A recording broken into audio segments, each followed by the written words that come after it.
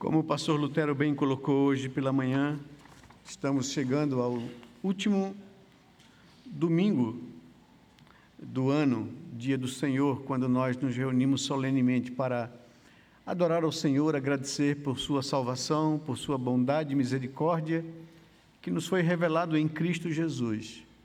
E é um momento onde nós paramos para pensar um pouco sobre nossas vidas e para pensar no futuro também, de como nós devemos viver a nossa vida para a glória de Deus. Essa noite também nós vamos dar posse às lideranças de departamentos, ministérios, sociedades.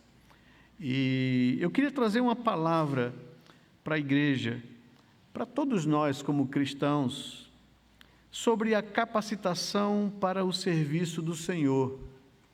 Que nós não somos salvos, regenerados pelo Senhor, apenas para ficar nisso. Deus nos chama para servi-lo, para nos envolvermos na obra do Senhor, para participarmos da missão de Deus, uma missão redentiva, de buscar o homem perdido. Então, nós somos pessoas que fomos alcançados por Deus, e Ele quer agora usar a nossa vida como instrumento para alcançar outras vidas. Isso resulta na igreja. A igreja local é uma expressão do corpo de Cristo, que está espalhada pelo mundo todo e que foi confiada a essa igreja de Cristo a missão de alcançar outros que ainda não foram alcançados pela graça de Deus. E nisso Deus quer nos usar como instrumentos para darmos a nossa justa cooperação para o crescimento da sua igreja, para o alcance de mais e mais pessoas.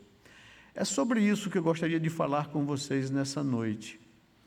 Trazer a palavra de Deus para nossa reflexão e nos depararmos com ela como espelho para avaliarmos como temos atendido ao chamado de Deus, como nós temos nos comportado diante desse propósito de Deus de usar a nossa vida para o alcance de outras vidas. Então, nesse intuito, eu gostaria de convidá-lo a que você pudesse abrir a palavra de Deus na primeira carta do apóstolo Paulo aos Coríntios, no capítulo 12, no verso de 4 a 7 e também o verso 11. Primeira carta de Paulo aos Coríntios, capítulo 12. Vamos concentrar a nossa atenção na exposição desse texto da palavra de Deus.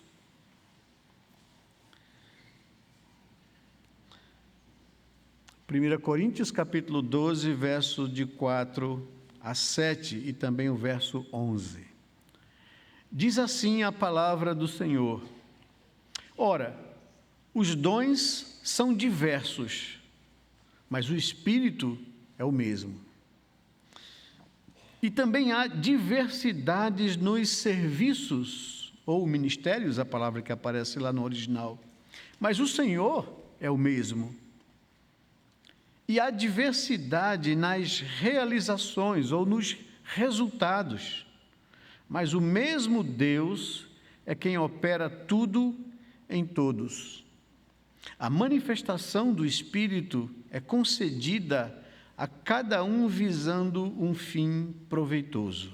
E o verso 11 nos diz: mas um só e o mesmo Espírito realiza todas estas coisas, distribuindo-as a cada um individualmente, conforme Ele quer.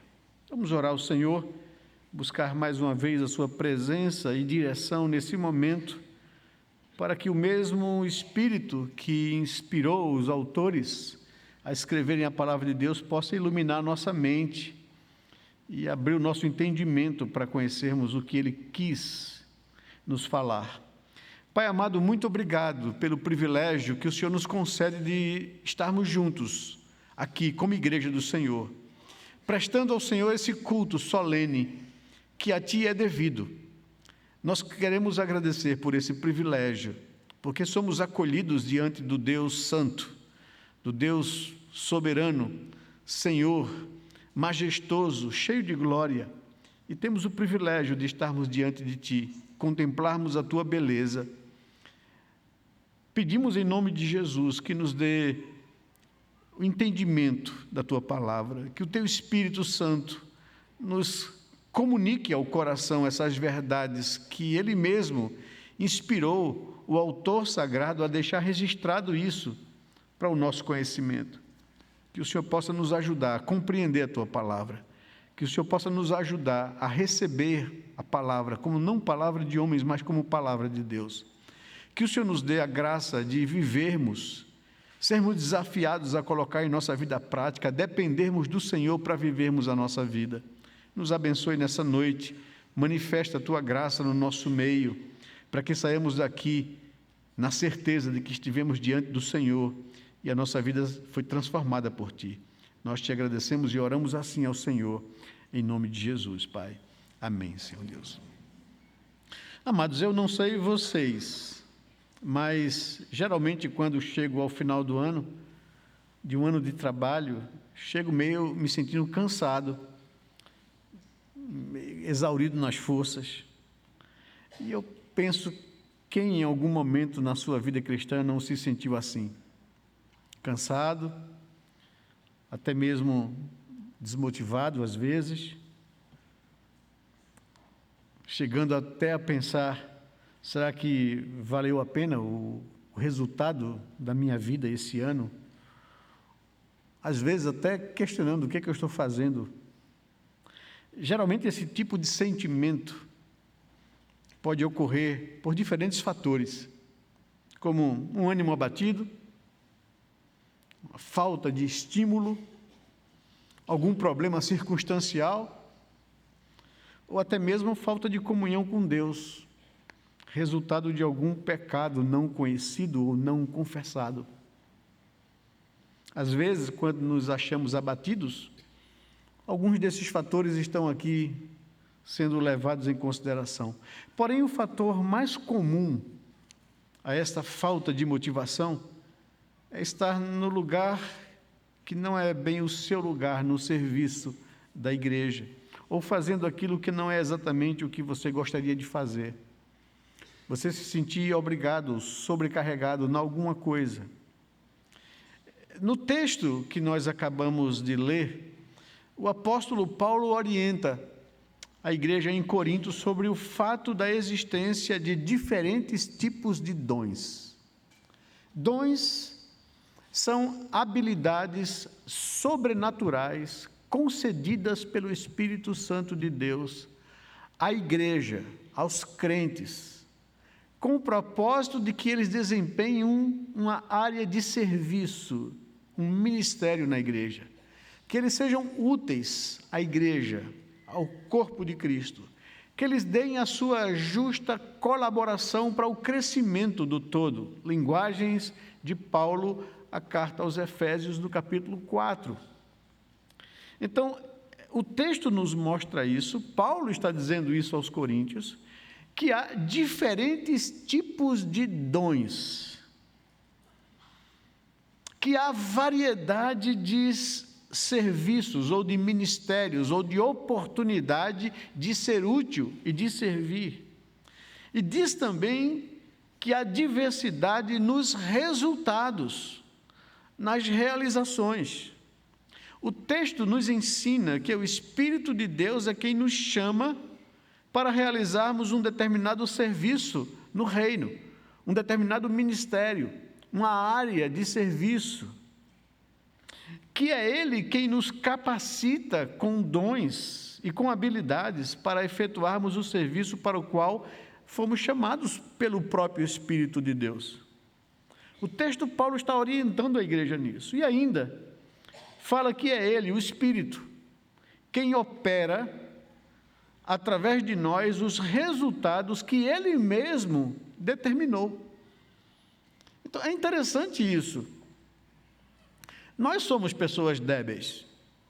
Nós não somos capazes para fazer a obra do Senhor. E exatamente isso, essa matéria-prima de pessoas que não são arrogantes, que não são orgulhosas, que não se acham melhor do que os outros, que Deus usa, chama, capacita e concede o resultado através da obra do Senhor, para que a glória seja de Deus, né? Para que ninguém se glorie, né? Então, Paulo está orientando a igreja em Corinto sobre essas verdades aqui.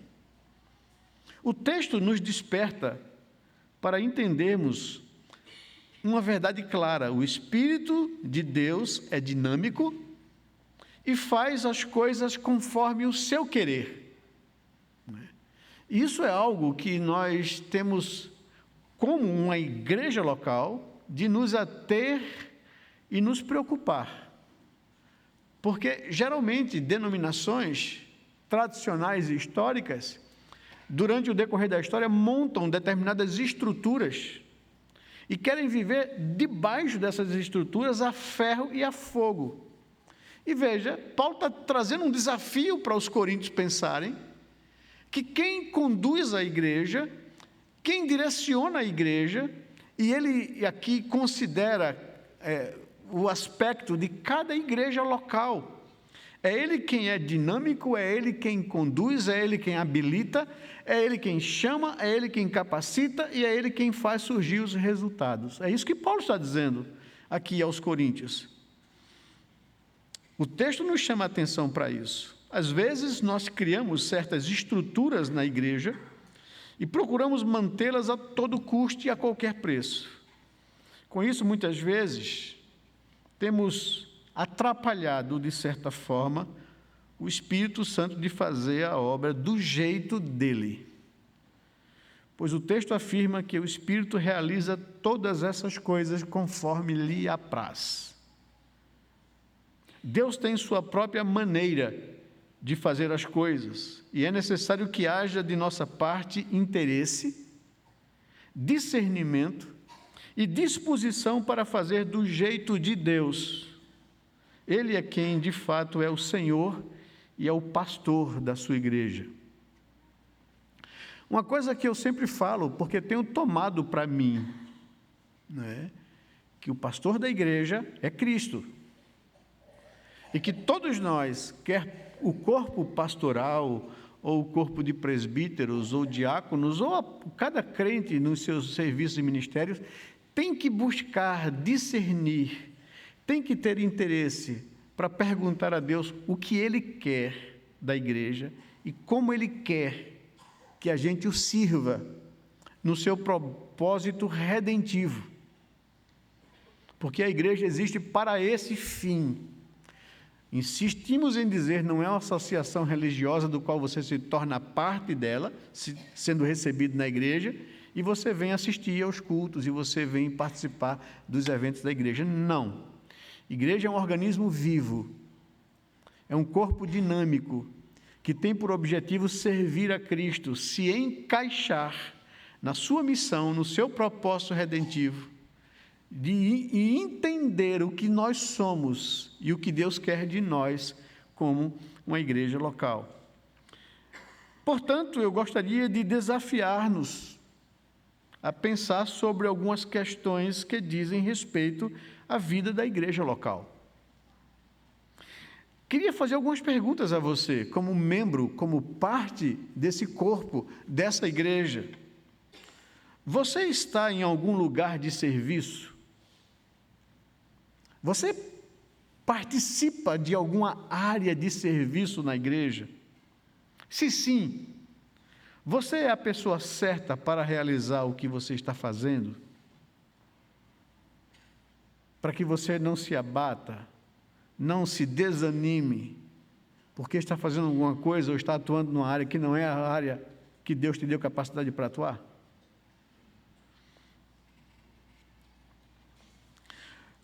Você está servindo com as motivações certas? Ou seja, está trabalhando aqui nessa área porque me colocaram ou porque tenho a consciência de que Deus me chamou para esse ministério? Encara o trabalho que realiza como ministério de Deus para a sua vida? Está fazendo por amor ou por obrigação? E mais, você está fazendo alguma coisa para o reino? Pois Deus não nos chamou das trevas para ficarmos ociosos, assistindo, de braços cruzados, sem ter o que fazer. E eu queria trazer essas perguntas para o nosso coração, para avaliarmos o nosso cristianismo, para avaliarmos como é que nós temos vivido a nossa vida diante da maravilhosa graça que nos foi dada, a salvação em Cristo Jesus. Se a nossa vida tem um propósito, se a nossa vida abençoa a igreja, os outros. Chamo, pois, a sua atenção para tratarmos desse tema, a capacitação e serviço do cristão no corpo de Cristo. E queria tomar esse último domingo do ano para trazer essa reflexão a você. Em primeiro lugar, o texto nos aponta ou destaca para a gente que cada membro do corpo é singular. E como membro do corpo temos uma função, um serviço a realizar no corpo de Cristo. No texto aos Coríntios, o apóstolo Paulo afirma, assim no verso 12, do capítulo 12, verso 14 e verso 27, ele diz, assim como o corpo é um e tem muitos membros, e todos os membros, mesmo sendo muitos, constituem um só corpo, assim também é com respeito a Cristo, com respeito à igreja de Cristo, no qual ele é o cabeça. Também o corpo não é um só membro, mas muitos. Ora, conclui Paulo, vocês são corpo de Cristo e individualmente membros desse corpo. E ainda Paulo continua em seu raciocínio afirmando, ora, os dons são diversos, também há diversidade nos serviços ou nos ministérios, e há diversidade nas realizações e nos resultados. Então, Paulo está trazendo essa consciência, essa reflexão aos coríntios. Todos nós que fazemos parte da igreja, somos membros da igreja. Assim como um corpo é um só e tem vários membros, cada um com funções distintas no corpo, tendo o cérebro como cabeça dando o comando aos membros do corpo, assim também com respeito a Cristo. Todos nós, apesar de muitos membros, fazemos parte de um só corpo. E todos nós aqui fomos chamados por Deus ou colocados no corpo com uma função, assim como um membro de um corpo tem suas próprias funções. E cada membro é singular. Cada membro é único. Paulo tratando disso aos coríntios, acerca do corpo, no capítulo 12, porque isso estava causando entre eles divisões, porque eles estavam querendo que todo mundo tivesse o mesmo dom, manifestasse o mesmo dom.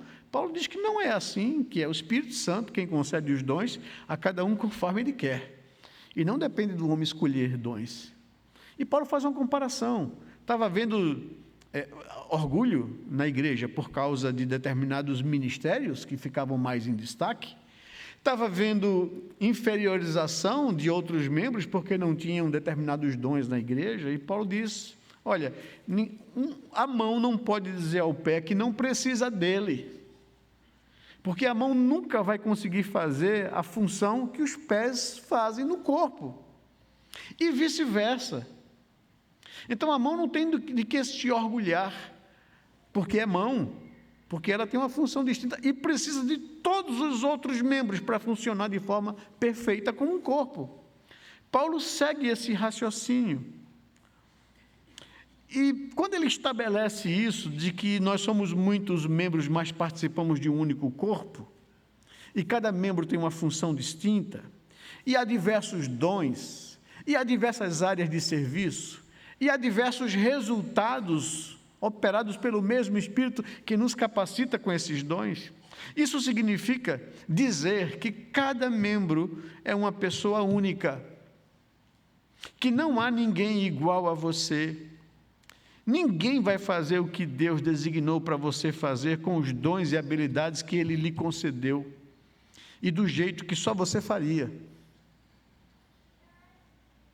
É importante que eu entenda isso, que o Deus soberano que conhece todas as coisas, que governa todas as coisas e que conduz todas as coisas a um fim proveitoso, esse Deus me alcançou, esse Deus me trouxe a sua presença, me regenerou, esse Deus me justificou, esse Deus faz habitar o Espírito Santo dele em mim, que me santifica, esse Deus me capacita com habilidades, me chama para uma área de serviço, porque esse Deus quer usar a minha vida para a glória dele e para a edificação da igreja. Isso são as implicações práticas da nossa consciência de fé num Deus soberano que controla e que conduz todas as coisas, as macros e as micros, as coisas grandes e as coisas pequenas, as particularidades da minha própria vida, como a palavra de Deus afirma, para trazer consciência aos cristãos. Jesus diz aos seus discípulos que não cai um pássaro do céu que Deus não consinta ou não permita, que não cai um fio da minha cabeça que Ele não consinta, que Ele é um Deus que conduz todas as coisas grandes e as particularidades da minha vida, e eu preciso levar isso a cabo na minha vida cotidiana, comum, diária, e no meu serviço à igreja. Nisso nós afirmamos que cada membro da igreja é singular, é único, porque ninguém vai ter os dons que Deus concedeu a você, as habilidades que Deus concedeu a você, e a área que Deus colocou para você atuar do seu jeito. Deixe-me dar um exemplo aqui prático da vida. É como se um membro de seu corpo fosse amputado por um acidente ou por alguma coisa e, felizmente, substituído por outro membro implantado. Por melhor que o novo membro seja, nunca vai fazer do jeito do original, nunca vai ser do mesmo jeito. Assim com respeito à igreja também. A igreja não deixa de, e aqui vai a implicação também disso, a igreja não deixa de funcionar porque um membro não tem envolvimento ou compromisso, ou ainda não descobriu o seu lugar de serviço. Ela não deixa de funcionar, mas ela vai funcionar de forma deficiente e não conseguirá cumprir cabalmente o seu papel, a sua missão. A igreja local existe para um propósito redentivo, para uma missão clara e específica. Ah, pastor, o senhor está falando... Veja, tem igrejas que capengam. E nós também temos as nossas próprias deficiências, porque não funcionamos de forma plena. Isso porque muitos de nós não têm a consciência do serviço. Muitos de nós não têm a consciência de compromisso. Muitos de nós não se colocam à disposição de Deus para que Deus use a minha vida para o crescimento do todo. Então, se a igreja tivesse essa consciência e o maior número possível de pessoas tivessem envolvidos no serviço da igreja, ela funcionaria muito mais plenamente, seria muito mais eficaz. Fiz lambança aqui. Me empolguei, né? Tá bom. Cuidado para não escorregar. Mas a igreja funcionaria de forma muito mais eficaz se todos os membros funcionassem no seu lugar, com toda a sua dedicação. Por isso, o próximo passo que o apóstolo Paulo traz aqui, ou isso nos leva a algumas questões a perguntar, isso nos leva a pensar sobre algumas coisas. E eu queria trazer isso para você com aplicação prática, já desse primeiro ponto que o texto nos chama a atenção.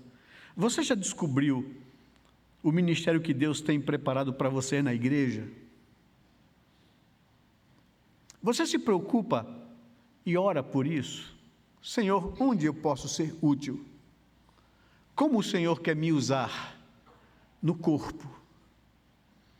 Você pensa sobre isso? Você está em algum lugar de serviço na igreja? Você está no lugar certo que Deus tem te chamado para servir?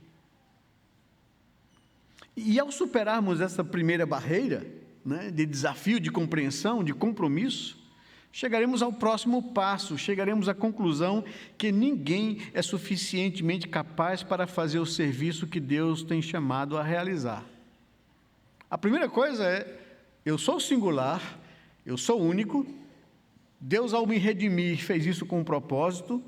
Deus não saiu fazendo as coisas aleatórias. Ele me amou desde a eternidade. Ele tem alguma coisa com a minha vida. Então, Ele quer me usar do meu jeito, com as habilidades que Ele me deu natural, com as habilidades sobrenaturais, os dons do Espírito Santo, para que eu possa ser útil e servir em alguma área. Essa é a primeira coisa que eu preciso ter consciência. Mas quando você tem consciência disso, eu sei onde Deus tem me chamado a servir, e eu sempre digo aos crentes: olha, onde o teu olho brilhar, onde o teu coração palpitar para ser útil, para servir, é ali que Deus está te chamando. Mas quando você chegar nesse momento, você vai se tomar de uma outra preocupação. Chegaremos à conclusão que não somos suficientemente capazes para fazer o serviço que Deus tem chamado a realizar. E aí o segundo passo que Paulo traz, ele fala: não espere se sentir capaz para começar a fazer alguma coisa para Deus, porque nenhum de nós é capaz. Nenhum de nós tem em si mesmo as habilidades necessárias para servir a Deus. Nenhum de nós é suficiente. Por isso Paulo diz no verso 7, ou no verso 4 e no verso 7, há diferentes tipos de dons, mas o Espírito é o mesmo. A manifestação do Espírito, e aqui dons é chamado dessa manifestação concedida pelo Espírito Santo, a manifestação do Espírito é concedida a cada um visando um fim proveitoso, visando nos habilitar para desenvolvermos aquela área de serviço que o Senhor nos chamou. Então, o dom funciona dessa forma, é uma capacidade sobrenatural que nos é concedida pelo Espírito Santo para que nós realizemos o ministério, o serviço que Ele nos chamou a realizar, porque nós não somos suficientes em nós mesmos. Eu sempre digo que o fato de eu ser pastor, para mim, é um milagre. Porque eu me conheço, eu sei do meu temperamento, eu sou a pessoa talvez mais inadequada para ser pastor. Eu sempre briguei com Deus com isso, porque eu sou tímido, eu sou introvertido, eu não sou carismático, eu não sou bom de comunicação com as pessoas naturalmente, não é de mim isso. E quando Deus me incomodava para que eu pudesse dedicar a minha vida ao ministério, eu dizia: Deus, não vai dar certo. Eu sou calado, eu sou tímido, eu não sei ser simpático. Não é de mim isso, né? Quem me conhece mais de perto sabe disso. Eu sou uma pessoa calada, na minha, não é? Eu não, às vezes posso até ser estranho, não é? Mas Deus me concedeu graça da palavra para pregar e ensinar. E todas as vezes que eu estou aqui no púlpito pregando, eu saio convencido que isso é um milagre de Deus, porque isso não é de mim. Então, é dom do Espírito. Dom é uma capacidade que nos é concedida para que a gente realize o ministério que Deus nos chamou. Para que a glória seja dele e não nossa. Para que ninguém ache que eu faço isso porque eu sou bom nisso. Tola a pessoa que percebe isso, que se acha assim.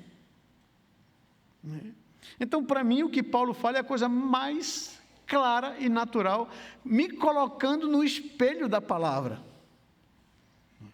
Eu, de fato, me sinto a pessoa mais inadequada. Veja, mas isso não é uma coisa só minha. Quando Deus chamou Moisés, quando Deus chamou Josué, quando Deus chamou Jeremias e tantos outros, a sensação de cada um deles era a mesma, uma sensação de inabilidade, de inaptidão, de incapacidade ante o serviço a ser realizado. Deixe-me mostrar isso para você. Êxodo capítulo 3, versículo 10 a 11. Quando Deus chega para Moisés e diz: agora venha, Moisés, e eu enviarei você a Faraó para que você tire do Egito o meu povo Israel. Então Moisés perguntou a Deus: quem sou eu para ir a Faraó e tirar do Egito os filhos de Israel? Manda meu irmão. Eu sou ruim de argumento. O que é que eu vou dizer a Faraó? Né? A sensação de Moisés foi essa. E Moisés veio a ser o grande estadista de Israel, o libertador do povo do Egito, o homem que enfrentou o maior poder imperial do mundo de sua época, o Egito. O homem que enfrentou o Faraó.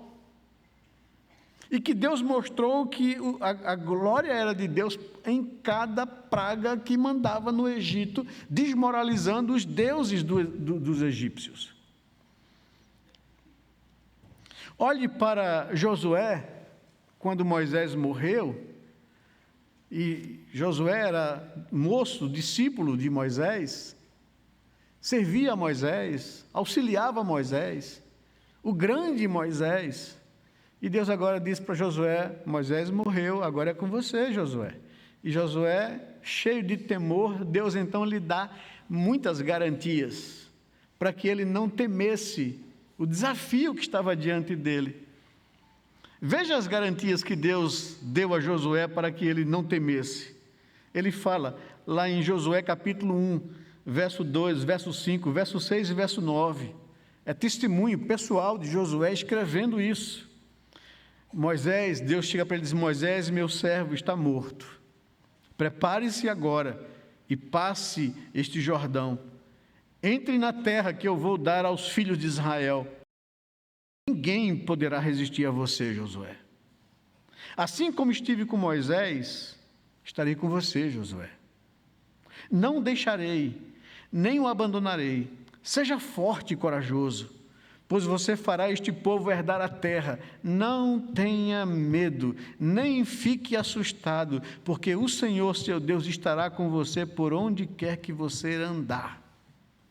Deus estava dando garantias a Josué, porque sabia que ele temia a missão, porque ele não se via capaz de substituir o grande estadista Moisés. E Deus disse para ele: Moisés só foi o que foi porque eu estive com ele, Josué. E assim como eu estive com ele, eu estarei com você. Não te deixarei só, não te abandonarei. Vá e faça. Veja Jeremias, a resposta de Jeremias, quando Deus o chamou. Deus diz a Jeremias o seguinte, lá em Jeremias capítulo 1, versos 5 e 6, testemunho de Jeremias, acerca da sua vocação e chamado a ser profeta. Deus diz para ele: antes de formá-lo no ventre materno, eu já conhecia você, Jeremias.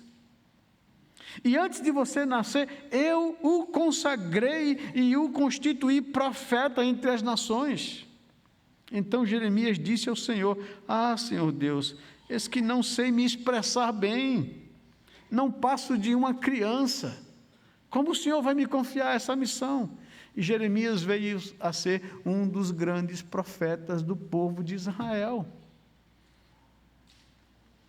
Aprendemos aqui, irmãos, que a capacidade e os dons são manifestações da graça concedida a cada um para realizarmos a obra de Deus.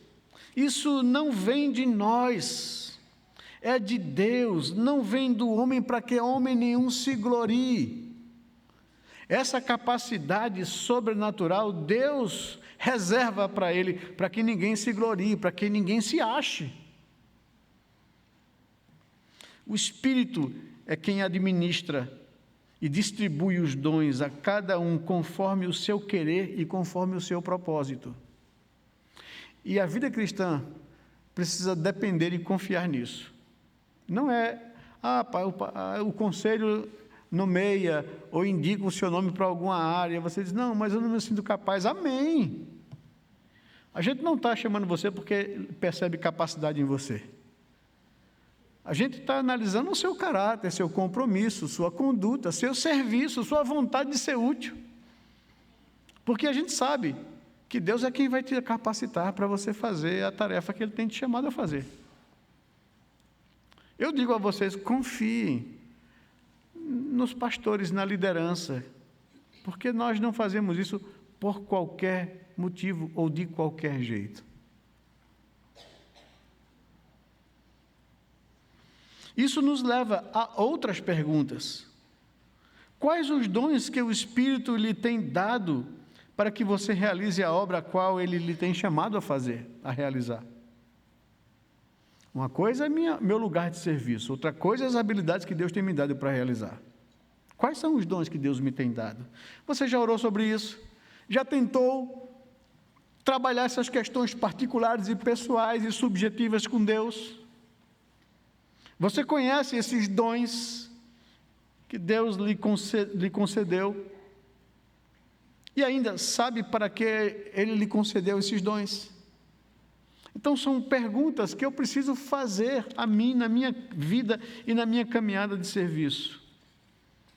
Outra coisa importante a saber, Deus não somente nos chama para nos envolvermos em uma área de serviço, Ele não somente nos capacita com dons e habilidades para desenvolvermos o chamado, mas a terceira coisa a destacar no texto é que não precisamos nos preocupar com os resultados das ações, pois o próprio Senhor é quem produzirá os resultados para a sua honra e glória.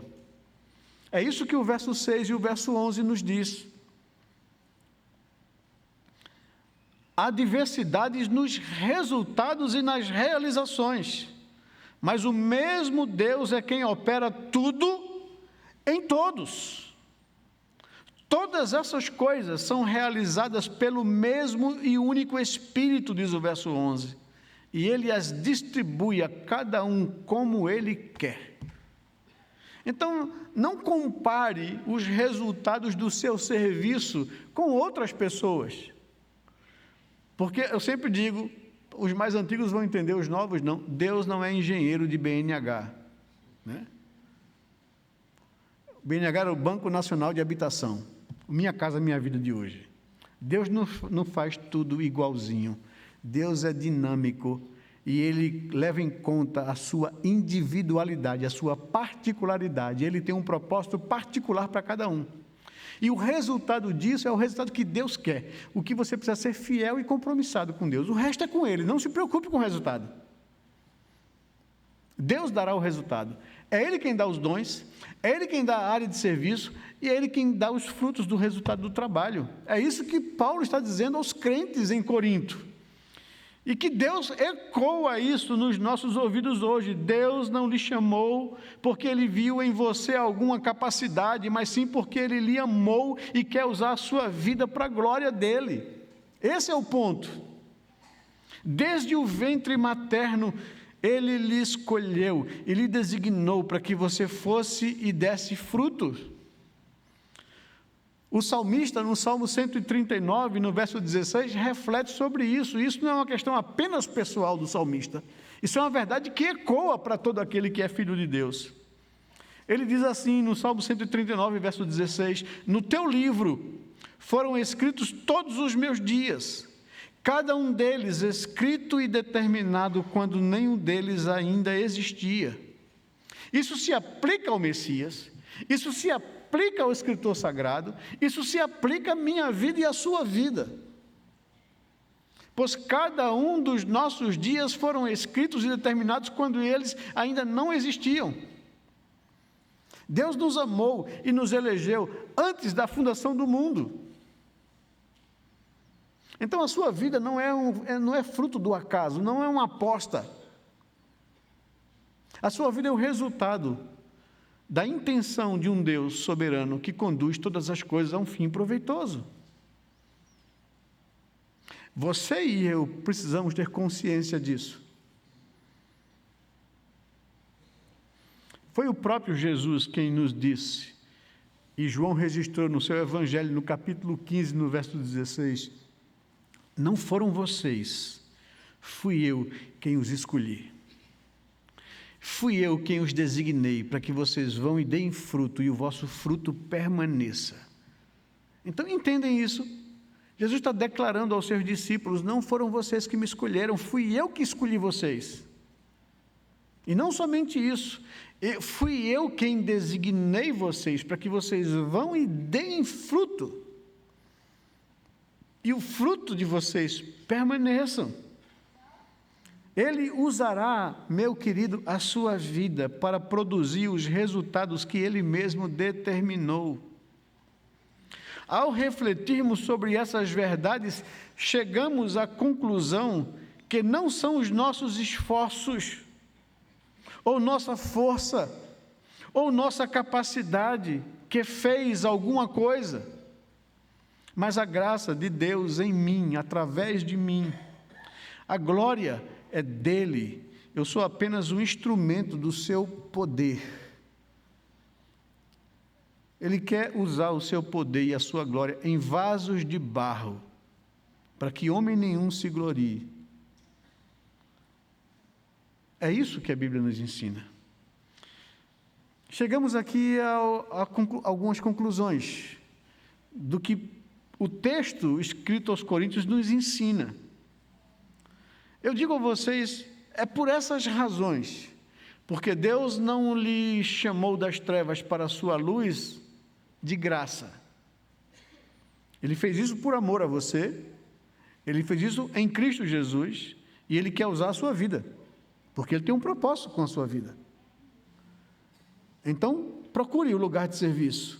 Pergunte a Deus como você pode ser útil ao reino. Coloque-se diante de Deus para que o Senhor use sua vida como instrumento de graça. Você vai se deparar com desafios e vai perceber sua incapacidade. E Deus te providenciou dons do Espírito. Capacidades que você não tem, mas que Ele vai te conceder para que você realize o chamado dEle. E o resultado é dEle. Só cabe a você se colocar à disposição. O resultado é Ele quem faz. Certa vez a gente ouviu uma anedota, uma ilustração em relação a isso, dizendo que Deus deu uma ordem a um missionário para empurrar uma pedra, e ele empurrou a pedra por muitos dias e meses, e a pedra não saiu do lugar. E ele dizia, Senhor, mas o Senhor me mandou fazer isso, mas a pedra não sai do lugar, não tenho força para tirar do lugar. Ele disse, quem mandou? E quem disse a você que eu queria o resultado? Só queria que você empurrasse a pedra. O resto é comigo, não é? Então, é assim que Deus faz com a nossa vida. Há coisas que são impossíveis aos nossos olhos, mas são possíveis a Deus.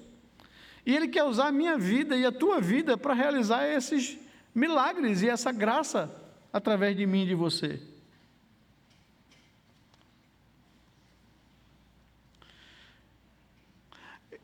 Tem algumas coisas engraçadas que a gente ouve por aí. E que essas coisas só me confirmam a graça de Deus e tudo isso que Paulo está ensinando em sua palavra. Eu, quando vim aqui há 15, 16 anos atrás, pastorear a primeira igreja, no meio dos pastores, o pessoal brincava, tinha uma aposta. Quanto tempo ele vai durar na primeira igreja? E até brincava com isso, né? Não, porque a igreja vinha com alguns problemas com os pastores que passaram aqui antes, tal. Então, eu brincava, tem uma bolsa de apostas entre alguns colegas. Claro que isso não é coisa de Deus, né? Mas depois a gente vem trabalhando na igreja, a gente vai vendo Deus estabilizando a igreja, né? Depois vem o pastor Augusto para cá. E pastor Augusto veio, já estava tudo isso pronto, construído, uma igreja com um projeto, né? E pastor Augusto coube nesse projeto e veio para cá. E até veio para ser cuidado. E claro, como um homem de Deus e como uma bênção do Senhor, foi usado por Deus. E o pessoal dizia, a minha igreja está crescendo por causa do pastor Augusto. E o pastor Augusto foi embora, saiu, o pessoal vai dizer, a igreja agora vai cair, né? E eu fico brincando com isso. Nesses últimos 4 anos, a gente chama do fenômeno da pós-pandemia, né?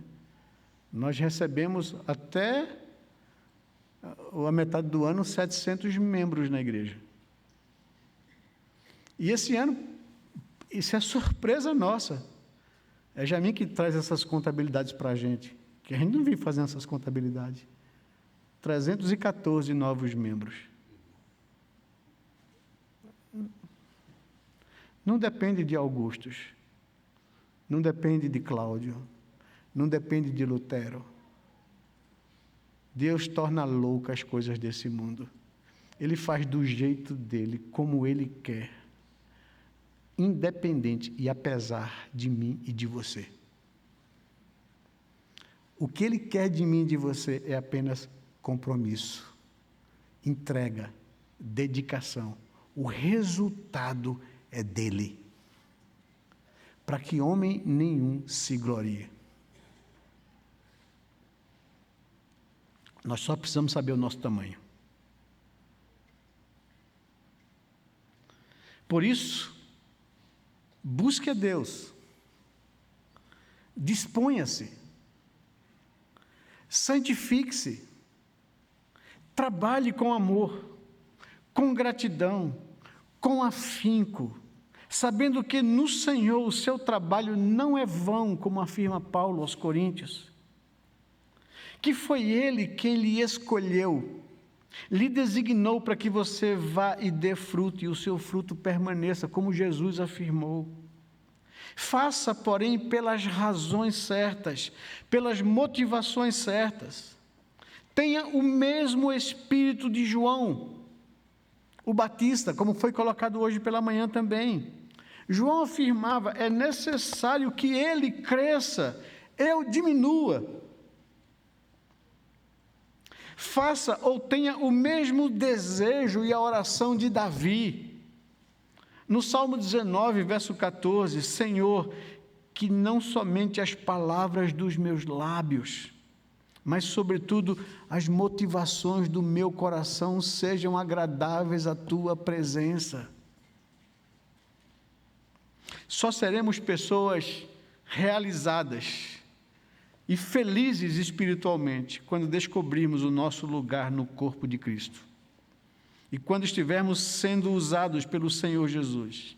Lembre-se, precisamos ser pessoas certas, nos lugares certos, com as motivações certas no coração.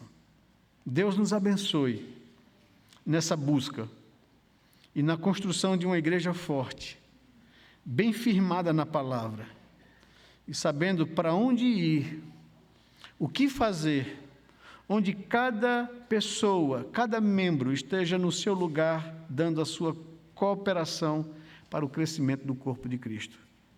Se eu tenho um sonho como igreja, se eu tenho uma palavra e um desafio para a igreja, é esse desafio. Não existe ninguém que não tenha aqui um lugar de serviço. Ninguém pode ser apenas um assistente do que está sendo feito. Todos têm que participar.